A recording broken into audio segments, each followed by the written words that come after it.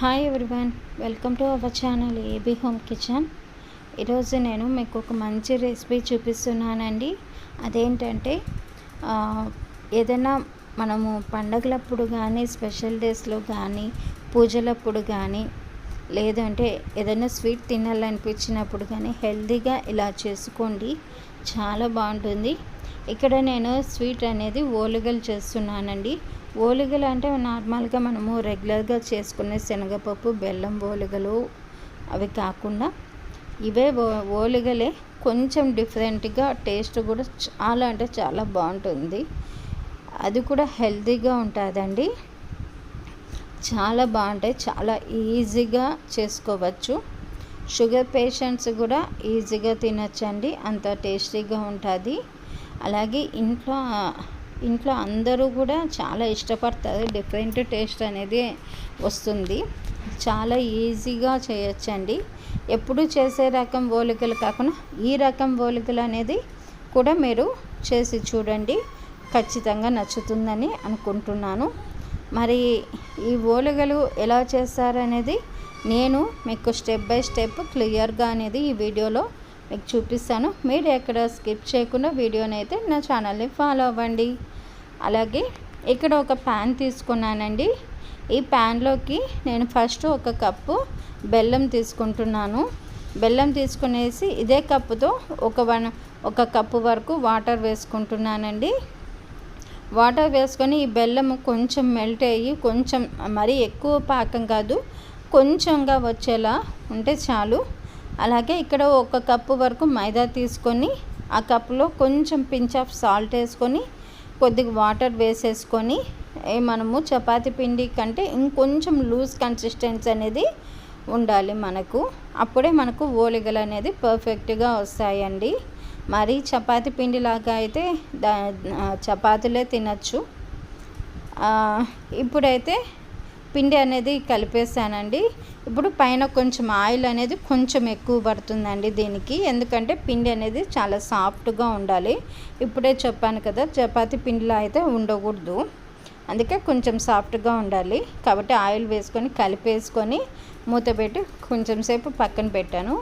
ఇప్పుడు ఈ ప్రిపరేషన్తో నేను ఇక్కడ ఒక 1/2 kg క్యారెట్ తీసుకున్నానండి.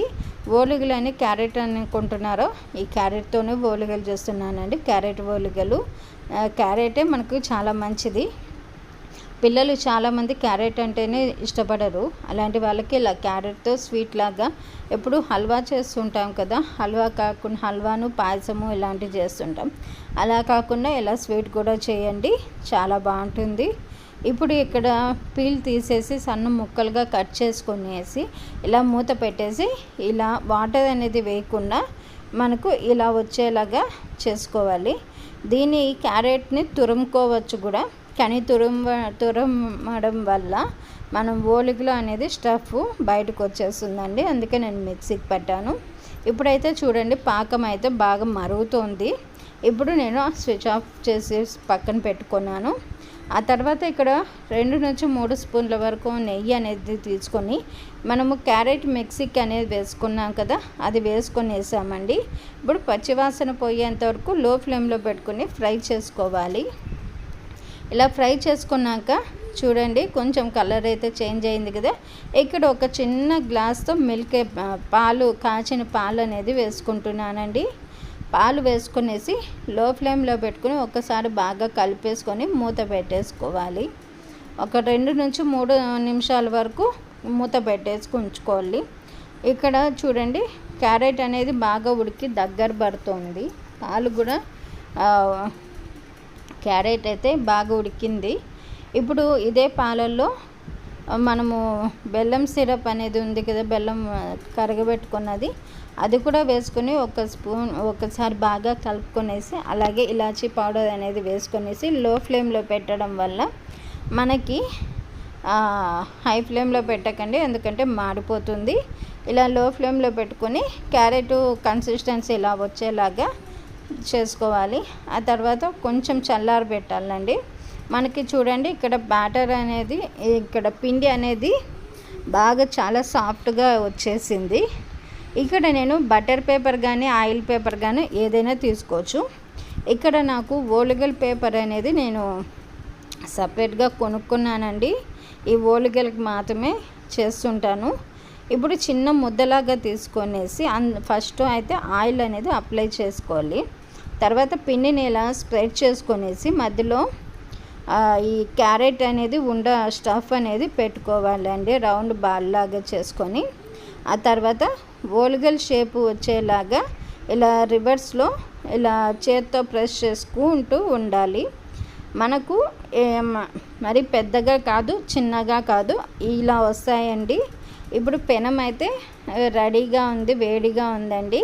ఇప్పుడు పెనం పైన ఇలా వేసుకొనేసి స్లోగా తీసుకోవాలండి, లేదంటే ఓలిగ అనేది విరిగిపోతుంది.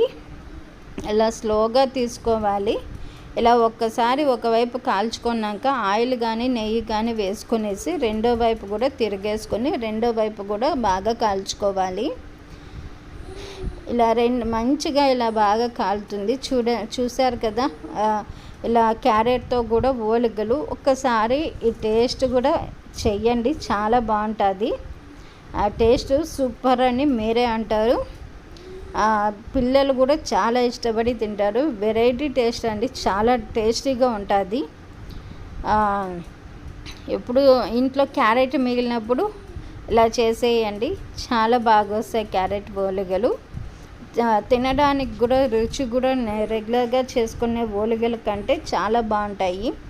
ఈసారి పండగలు కానీ ఎప్పుడన్నా ఏదన్నా అకేషన్ కానీ లేదంటే స్వీట్ తినాలనిపించినప్పుడు ఇలా చేసేసుకోండి, చాలా బాగుంటుంది. తినడానికి కూడా రుచి కూడా సూపర్ అంటారు తిన్నవాళ్ళు కూడా.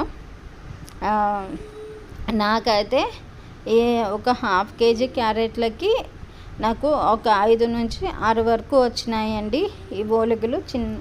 మీడియం సైజ్ చేసుకున్నానండి. ఇలా వచ్చేసి ఇప్పుడు నెయ్యితో సర్వ్ చేసుకొని ఇట్లా మెల్ట్ చేసుకున్న నెయ్యిని ఈ ఓలిగల పైన వేసుకొని ఇట్లా తింటుంటే ఆ టేస్టే వేరంటారు, అంత బాగుంటుంది ఓలిగలు అయితే.